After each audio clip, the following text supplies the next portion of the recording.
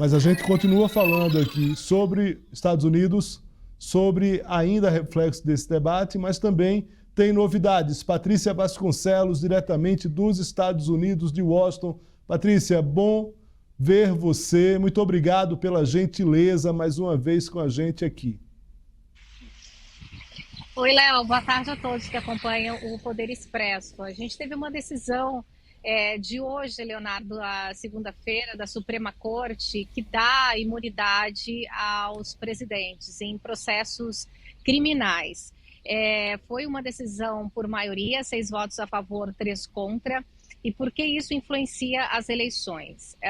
Isso influencia Donald Trump, na verdade, já que ele ainda responde a 3 processos criminais, sendo um aqui na capital Washington, e outros 2, um na Geórgia e outro na Flórida.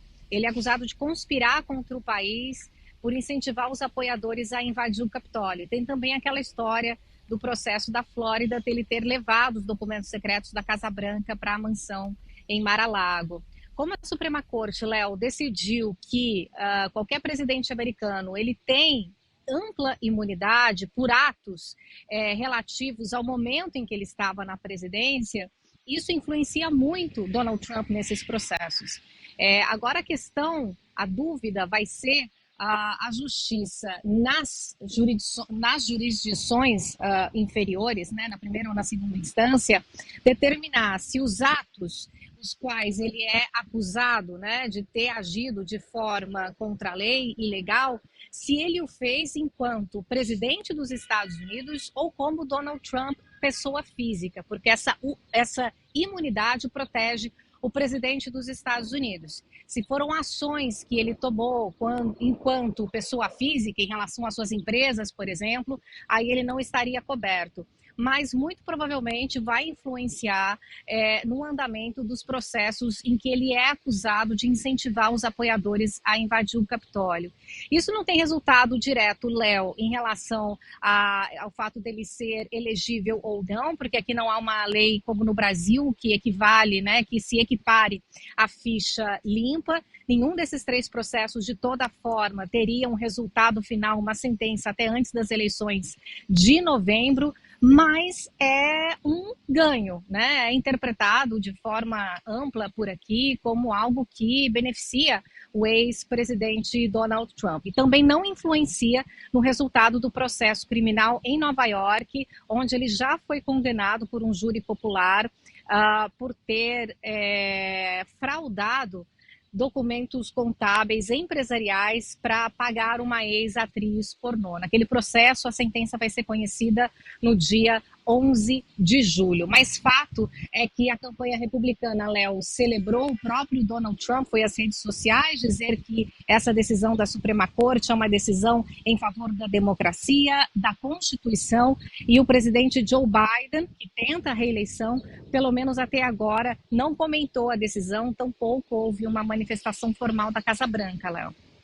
Muito bem, Patrícia. Novidades também pós-debate, é algo que a gente já vinha comentando na sexta-feira, que é a família do Biden estimulando a continuar nessa disputa.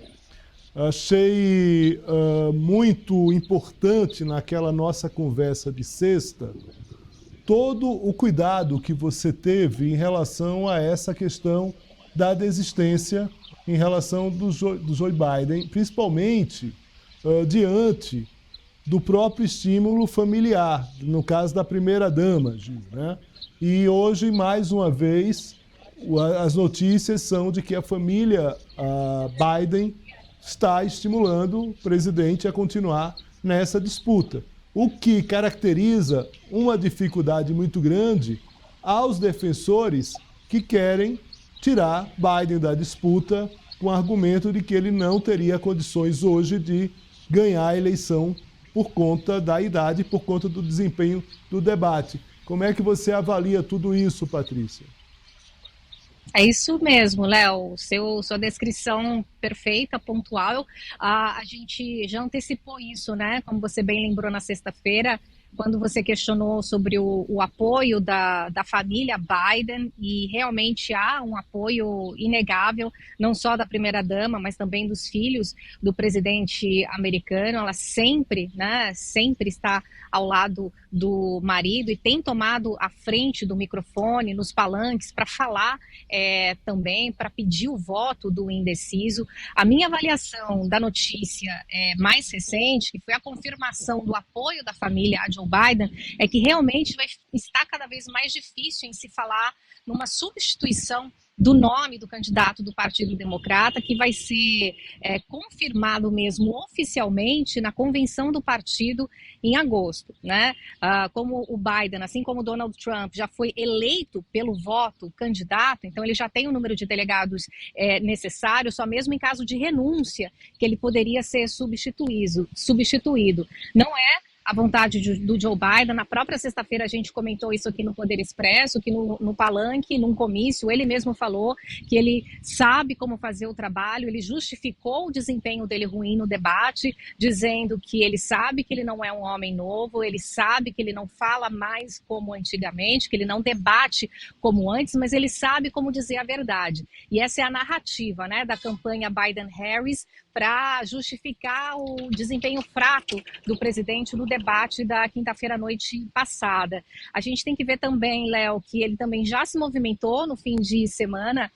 Uma análise é o impacto, né, do que aconteceu, do debate em relação aos doadores, a quem tem o dinheiro e coloca dinheiro na campanha Biden-Harris. E já preocupado com isso, o presidente americano fez aí um tour pequeno e visitou alguns desses apoiadores, dos patrocinadores. Ele foi à região dos Hamptons, em Nova York, que é aquela região de praia onde estão as mansões, pessoas de poder aquisitivo mais alto. Ele esteve em East Hampton, passou por lá no sábado algumas horas para se reunir justamente com alguns doadores, depois foi em Nova Jersey, sempre acompanhado da primeira-dama Jill. Então houve essa movimentação, não só nos bastidores, mas na agenda mesmo do presidente, que foi aí percorrer esses locais para tentar acalmar, né, qualquer insatisfação, ansiedade, né, do pessoal que investe na campanha,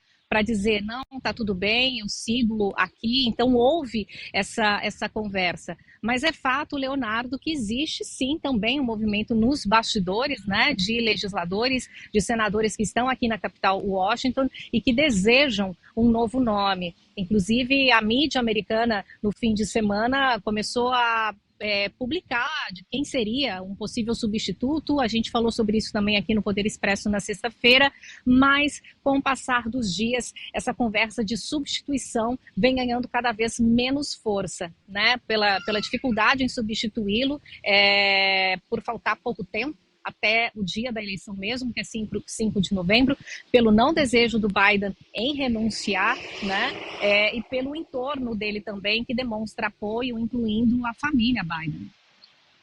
Patrícia, voltando à nossa conversa de sexta, que eu acho que foi muito reveladora, a gente participou com o Eric Wilson, que mora nos Estados Unidos, é analista político, tem uma experiência no Brasil, então consegue fazer uma leitura a partir também de uma cabeça de alguém que conhece o cenário político brasileiro.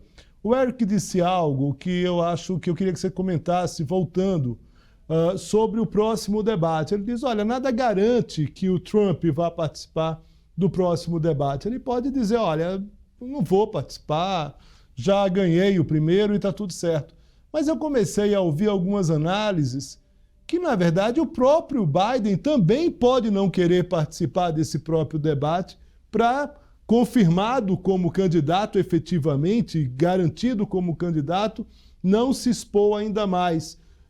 Como está essa questão desse próximo debate?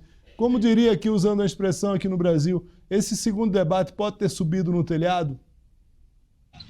Pode ter subido no telhado, mas ainda é muito cedo para dizer. Oficialmente, também nos bastidores, a campanha Biden-Harris enfatiza que ele vai participar do debate. Isso foi dito, inclusive, né, nos dias que se seguiram após o primeiro, da quinta-feira à noite, pelo mau desempenho do Joe Biden. E a campanha Biden-Harris disse que ele está pronto para jogar né, areia em relação às dúvidas de que ele realmente vai ser o nome confirmado em agosto. A campanha disse 100% certeza que ele vai ser o nome confirmado, ele está disposto, é ele o nome do Partido Democrata que vai ser consagrado candidato, e ele vai participar do debate no dia 10 de setembro. Do lado democrata, então, não há esse porém, pelo menos oficialmente, tampouco dos bastidores, né? Eles desejam passar a imagem de que Joe Biden está presente com força, quer discutir, quer debater e quer mais ainda, né, demonstrar presença, força, vigor, essencialmente vigor, que faltou a ele no debate da última quinta-feira.